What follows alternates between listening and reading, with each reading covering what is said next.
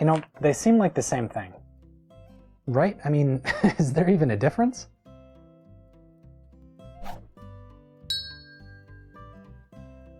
TLDR, as the two terms are used today, there's not a significant difference, and you'll find people who use the two terms interchangeably or use the phrase sociocultural anthropology to combine the two.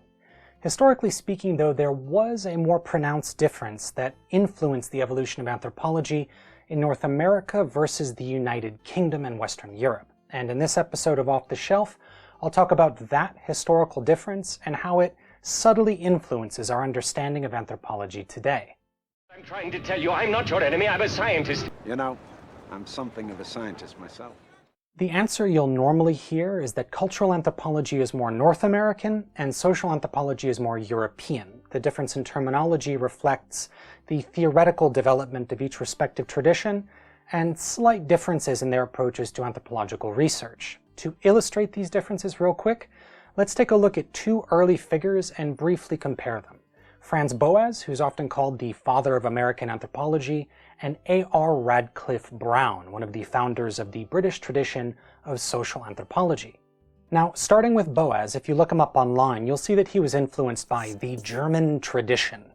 What does that mean? Well, one of the most prevalent continental ideas that influenced the development of the early social sciences was the psychic unity of mankind, proposed by a German thinker named Adolf Bastian. The basic idea was that all human beings, in all times and all places, shared the same cognitive structure, which Bastian called elementary ideas. So, regardless of race, gender, culture, whatever, all human minds operated in the same way. But if humans share nearly identical cognitive processes, why have societies evolved to look so different, and why do people in different societies perceive the world in such different ways? Bastian's answer to this was environment and culture. Over tens of thousands of years, we had evolved in response to different environmental factors, resulting in the development of different cultures and different ways of explaining and seeing the world.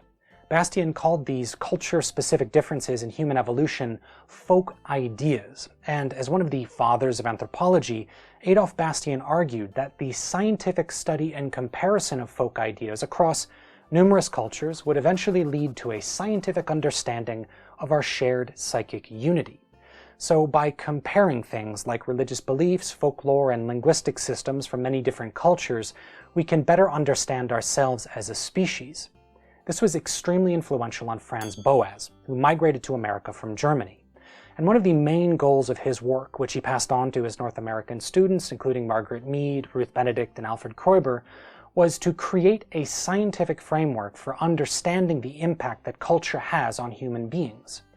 As a consequence, early North American anthropology tended to emphasize cultural and linguistic differences and focused on these as the key to understanding human thought, cognition, and behavior. And this emphasis on cultural comparison is a bit different from what you find in early European and British anthropology. And I picked Radcliffe Brown as a kind of exemplar of that difference. Now, as a social theorist, Radcliffe Brown was a functionalist. This is something that he'd inherited from the French continental theorist Émile Durkheim. And functionalism focuses on, literally, the function of social institutions in maintaining social order. So, the way that something like ritualized gift exchange can serve to maintain community and family structures, as opposed to, like, radically deconstructing them.